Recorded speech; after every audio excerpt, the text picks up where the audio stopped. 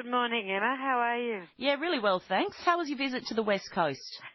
It was fantastic. I went there with Mariel Smith, the new Labor Senator for South Australia, and Kiam Ma, of course, who was the Aboriginal Affairs Minister, now Shadow Minister.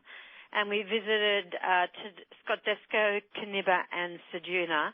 I've never been in this part of the world, and it was just fantastic.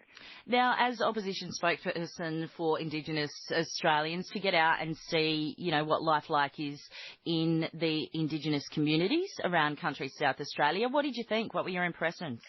Well, obviously, we talked to communities about a whole range of things. Particularly the CDP program, which is the better known as Work for the Dole program. We spoke about the Indue card, the cashless debit card, but there are a whole range of other issues that came up. And the thing that the one issue that everyone spoke to us about was the withdrawal of funding for the community paramedics, which obviously plays such an important role in the west and northwest of South Australia. And I just urge the South Australian government to not withdraw or reinstate the funding for the paramedics. Righto. So the paramedic service has been, the payment for them has been withdrawn for the paid people. Yes, it's told by the community that the South Australian government is or has withdrawn. It's $144,000.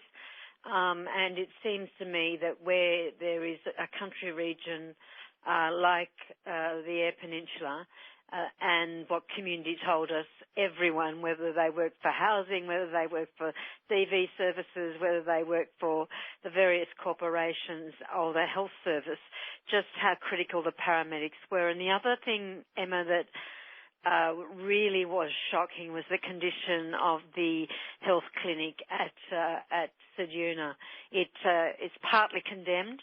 People are doing an amazing job there. It's close to the hospital, but they need new premises. Okay, yes. So what do you think needs to be done, with funding for new premises?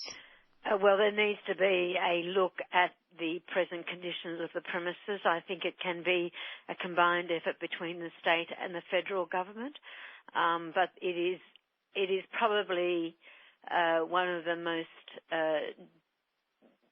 terrible work situations that health clinics work in, and in fact there is asbestos in the roof, I'm told.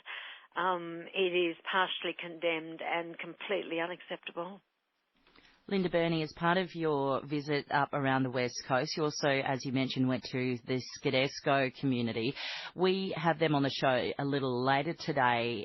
They voiced concerns about their access to a water subsidy that other people just 10 kilometres away have access to. That's absolutely right. Kiam Ma and myself are going to, along with Mariel, look at trying to support the water subsidy, which is 10 kilometres away, as you've said, Emma, extending out to Scadesco. They are almost out of water, and it is such an innovative, important organisation and outstation. Really fine leadership from Robert Larkin, who I know you're going to talk to. Best cheesecake I've ever eaten in my life. It was Kwandong cheesecake. But the situation for them in terms of water is absolutely crucial, and the subsidy area needs to be extended to include Scadesco. And at Kaniba, we also heard very much about the issues with connectivity. The kids are finding it difficult to do homework, particularly in the upper years of high school, because the internet is just not very fast there or non-existent. Now, just last year, I believe, Tony Abbott, who was a convoy for Indigenous Australians, went out to Kaniba and visited with the local school. And I think that they talked about improving things like internet services. Is that still the same as what it's been? It is still the same. We spoke to a number of community members there, and they raised that as one of their highest priorities, good connectivity, and that's important across the whole Eyre Peninsula and also the whole area. If you don't have connectivity, if there are big black spots, then that also makes it very difficult, not just for the local people, but also tourism as well. One of the main points for you to check in on during your visit to the West Coast was the forum that you held late yesterday afternoon looking at the Indue cashless debit card. Who was at that forum? There were a number of people at the forum from local Aboriginal organisations and corporations. There were people from SA Housing. There were people that had worked in terms of some of the tourism ventures. There were people from the health clinic. And there were also people there, interestingly, that were working in terms of culture and maintenance and retention of language. We also had people there that were interested in coming along because of the nature of the discussions. Certainly we discussed CDP, the Community Development Program, and Labor's position on that, but we also, of course, discussed the cashless debit card. I got a sense that people are pretty sick of talking about the cashless debit card, but that was really important to clarify what Labor's position was in terms of the cashless card, as well as what the community views were in relation to the card as well. Now, Labor originally supported the card when it first came in for the trial back in 2016. After speaking to people at the forum, your views, we've heard in the news that it's confirmed your belief that the card should not be mandatory. What was it that, got put in your head from the people at the forum that made you confirm that belief?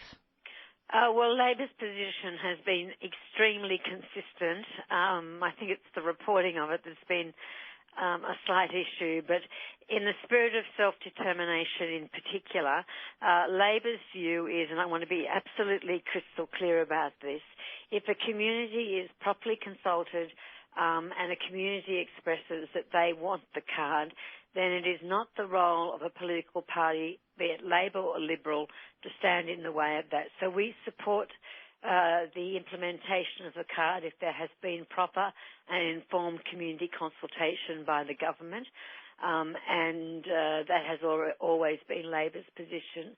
I also have a view that that there needs to be the capacity, and we've moved amendments successfully for people who demonstrate that they no longer need to be income managed to be able to exit income management.